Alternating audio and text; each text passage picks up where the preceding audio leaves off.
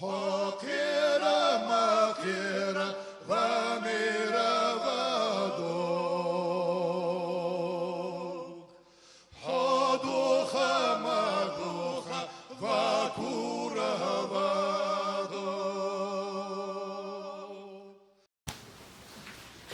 Assalamu alaikum. Da vaša Peterberka te halde vasmolda. Совет по поручению я хотел حديثا из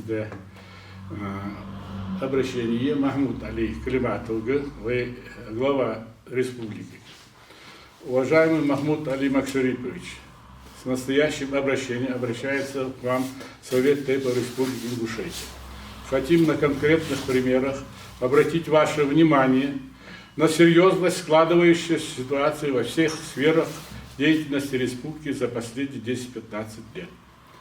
В Ингушетии ежегодно достигает совершеннолетия от 9 до 12 тысяч человек, а обеспеченность рабочими местами не повышается. Даже в 1931 году Ингушетия имела 17 промышленных предприятий. Большинство их, конечно, располагалось во Владикавказе. 2 предприятия располагалось в Базоркине. В 1931 году в Ингушетии началось строительство Базоркинского концерного завода. Строительством завода занимался инженер Берс Биботович Кадзоев, который в свое время окончил Томский политехнический институт. Завод был введен в эксплуатацию в 1933 году. Производительность завода в первый год эксплуатации была 12 миллионов банок овощных консервов в год. Полная мощность составляла 20 миллионов банок овощных консервов в год. Все это обозначено, можно посмотреть, историю индустриализации Северного Кавказа 1933-1941 год. И документах, и материалах Грозный 1973 года, страница 61-105. Для обеспечения завода овощами в Базоркино был организован крупный овощеводческий совхоз. А сейчас, в 21 веке, что бы мы ни говорили, в республике слабое экономическое состояние. В республике необходимо строить бюджетообразующие предприятия. Кроме того, высокую озабоченность народа вызывает складывающаяся обстановка за последние годы. Возникает ряд вопросов. Первое. На притязании ингушской территории нет должной реакции со стороны властных структур. Второе. Обливает грязью ингушский народ, не реагируем. Третье. Убивает в центре Москвы граждан ингушской национальности, глухое молчание. Четвертое. Объявляет кровную месть депутату Госдумы от Ингушетии, сплошное молчание. Пятое. В самом сердце Ингушетии, в городе Назрань, расстреливают сотрудников силовых структур, тишина. У ингушского народа складывается впечатление, что идет целенаправленное вытеснение кадров ингушской национальности.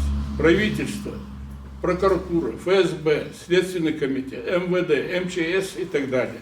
Ни в одной силовой структуре республики, кроме ЦП, нет первого лица руководителя ингушской национальности. Во всех структурах руководящие должности занимают назначенцы с других регионов. Ингуши народ весьма толерантный, мы не против приезжих, но подобное вытеснение ингушей со всех структур вызывает у народа справедливое возмущение. Назначенцы работают как временщики, что и есть на самом деле. А где высок риск опасности для жизни, ингуши на острие событий. Республика сегодня как проходной двор, нет ни одного поста ГАИ с сопредельными регионами. Мы не призываем огораживаться и закрываться от соседних регионов, но регистрация, а при необходимости досмотр подозрительного транспорта и сомнительных людей должен быть. Преступник, совершивший дерзкое преступление и убийство 3 граждан Ингушетии, были бы своевременно задержаны при наличии упомянутых постов ГАИ. Большую тревогу, кроме этого, у народа республики вызывает состояние федеральной автодороги на территории Ингушетии от селения Яндри до пригородного района. Все вышеуказанное наталкивает людей на мысль, что руководство республики проявляет слабость, безразличие к своему народу. Народ Ингушетии желает иметь в республике ответственную, достойную, предсказуемую власть. Спасибо за внимание.